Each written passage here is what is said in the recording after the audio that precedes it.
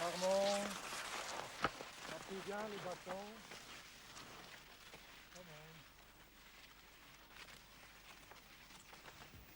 En l'espace de quelques années, le ski de fond a réussi à conquérir petits et grands, jeunes et vieux, sportifs et casaniers. Il était donc normal que les aveugles, eux aussi, aient envie de connaître ce sport et de pouvoir le pratiquer dans les meilleures conditions. Pour eux, les meilleures conditions dépendent du guide qui va les accompagner sur les pistes, et pas seulement sur les pistes de fond, mais aussi sur celles de descente. Ces guides sont formés par le groupement roman de skieurs aveugles et amblyopes, le GRSA, fondé en 1966 et qui compte aujourd'hui 180 membres. Le but du GRSA est d'encourager, d'organiser et de contrôler la pratique du ski alpin pour les handicapés de la vue. Par conséquent, de former des guides moniteurs qui, outre une bonne pratique du ski, doivent avoir le sens des responsabilités et celui du contact humain.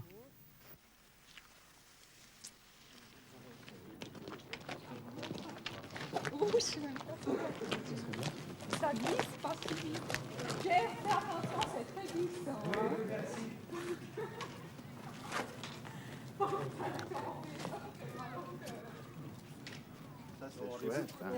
Les guides du GRSA ne s'occupent pas seulement des aveugles lorsqu'ils sont sur des skis, mais tout au long du séjour qu'ils vont passer ensemble. C'est là, ça passe, c'est là, attention à la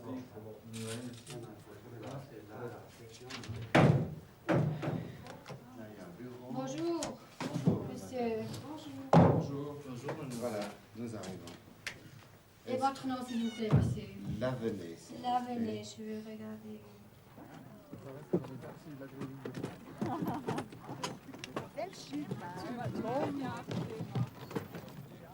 Être guide pour skieur aveugle, c'est ne plus skier pour soi, mais pour l'autre avant tout.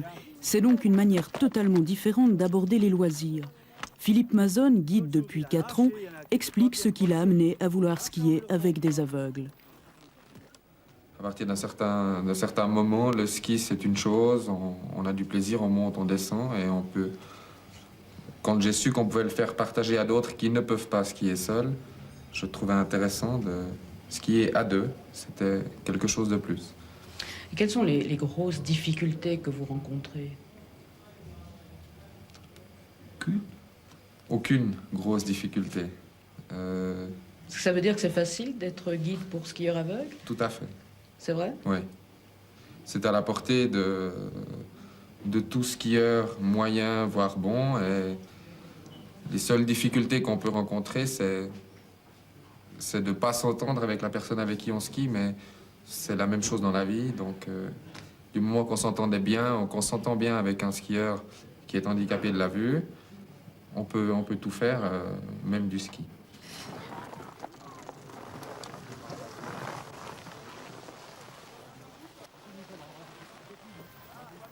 Bien s'entendre, c'est pour Philippe la garantie de réussir une journée à ski. Mais pour les aveugles, cette définition est-elle suffisante? Voici ce qu'en pense Pierre Loup, qui a commencé à skier il y a une dizaine d'années et qui n'aurait jamais pu le faire sans le GRSA.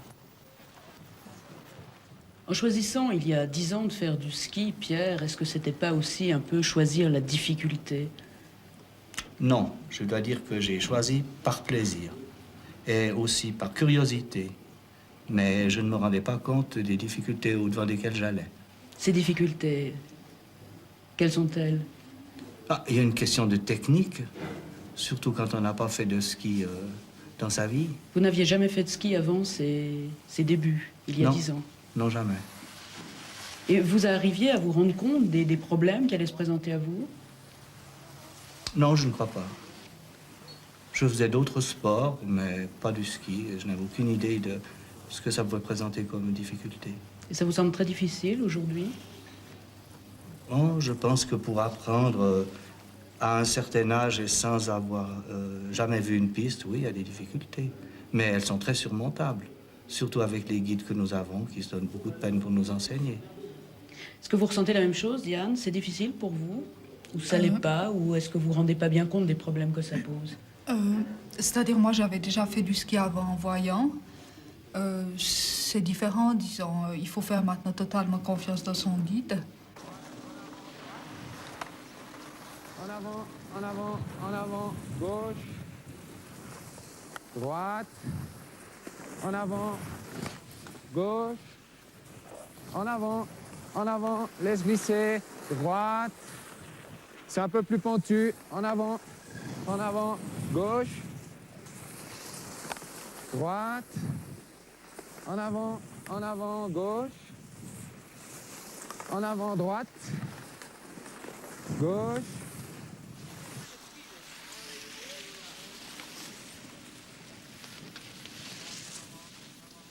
Qu'est-ce que c'est un bon guide pour vous?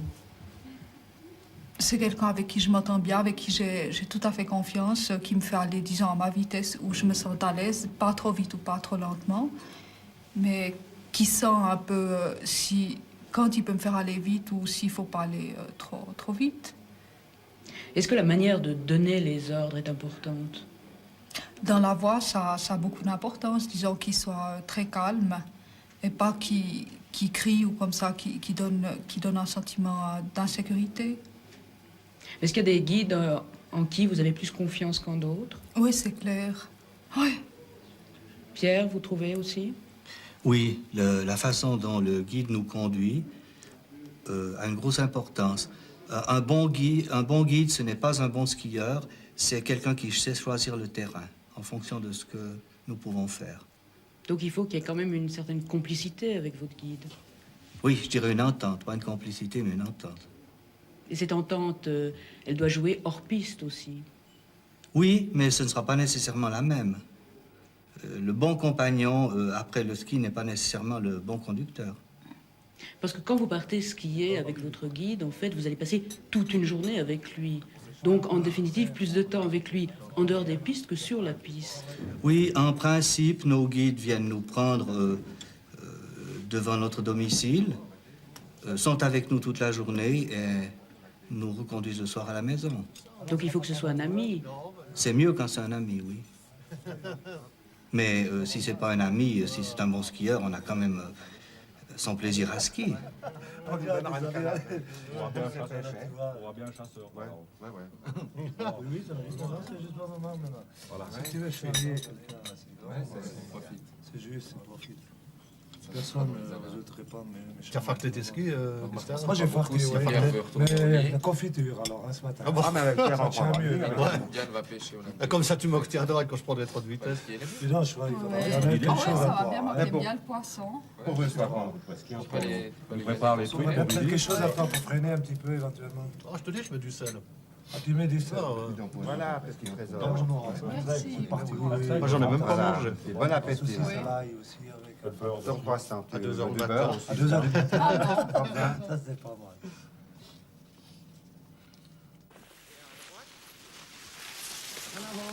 En avant, laisse glisser, en avant, encore, et à gauche. En avant, droite.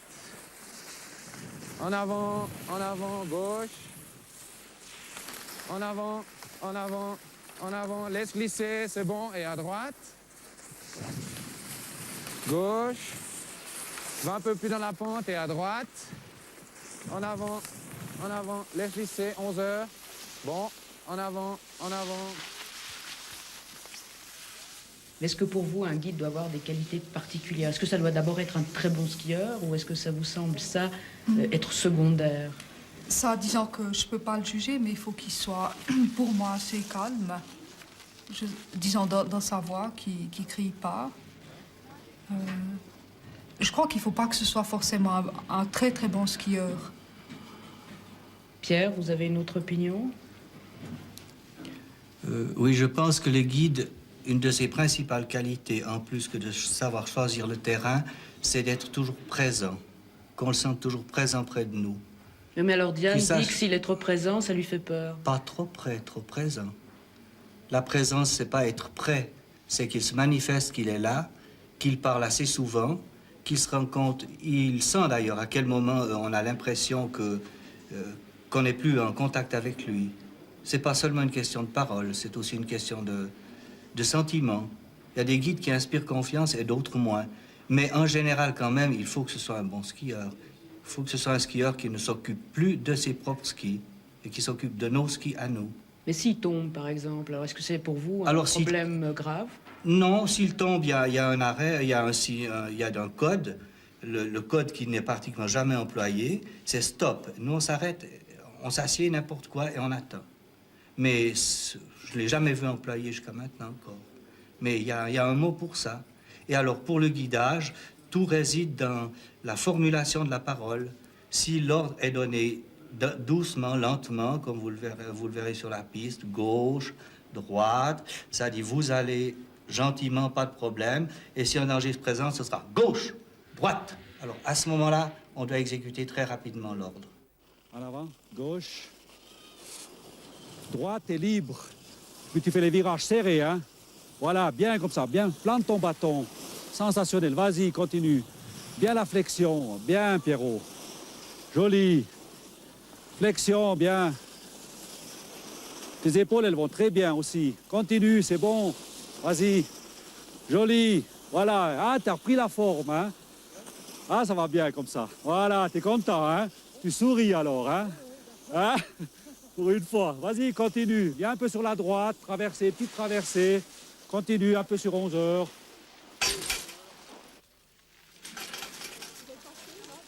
Attends, je te fais signe. Ok, en avant. Voilà. Et halte. Tu veux me donner ton bâton en gauche? Non, à droite? non, je peux les Bon, prendre. alors c'est une chaise. Elle arrive. Hein. Elle arrive, mais il la ralentit. Pas de problème. Ok. C'est bon.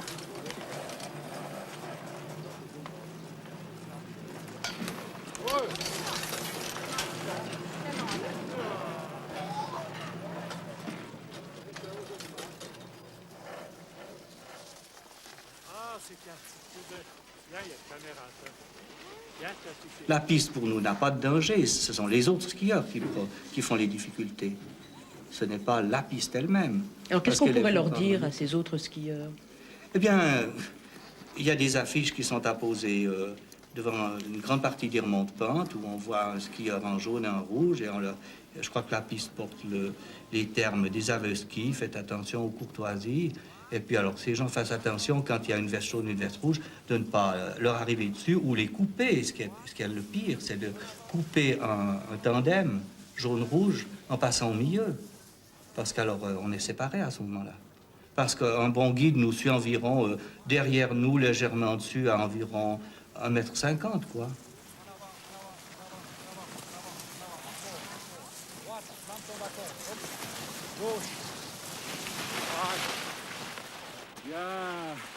S'il y a une entente entre l'handicapé et nous, il n'y a aucun problème. Et la formation, est-ce qu'elle est difficile?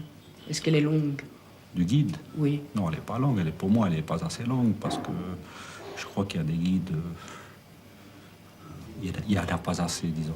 Il en faudrait plus. Mais disons, la formation, elle est peu difficile. Il faut avoir le feu sacré pour faire ça. Petit point de ski 11 heures, et puis on va citer dans la pente. Hein.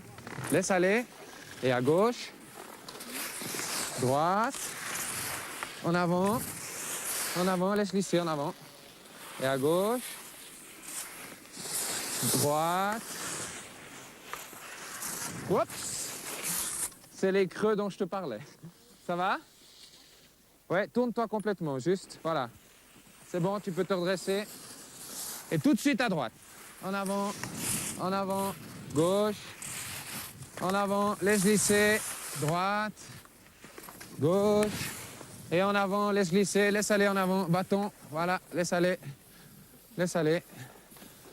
1 heure, bon, laisse glisser, je te lâche, hein, droite, en avant, Le but, c'est aussi de faire partager la joie du ski. Ça, c'est une chose, et c'est la satisfaction d'avoir fait une belle journée, d'avoir skié avec des gens qui, sans guide, n'auraient pas pu sortir même de la maison. Ils ont pu aller au soleil, en altitude, ils ont respiré le bon air. C'est important d'avoir quelqu'un qui, à la fin de la journée ou au milieu d'une descente qui s'est bien passée, l'entendre crier de joie parce qu'il a fait peut-être 10 virages tout seul. Tout était beau, c'était super, et il aurait peut-être pu rester à la maison à écouter des cassettes ou à écouter la radio. c'est une grosse satisfaction et ça fait du bien aussi à soi.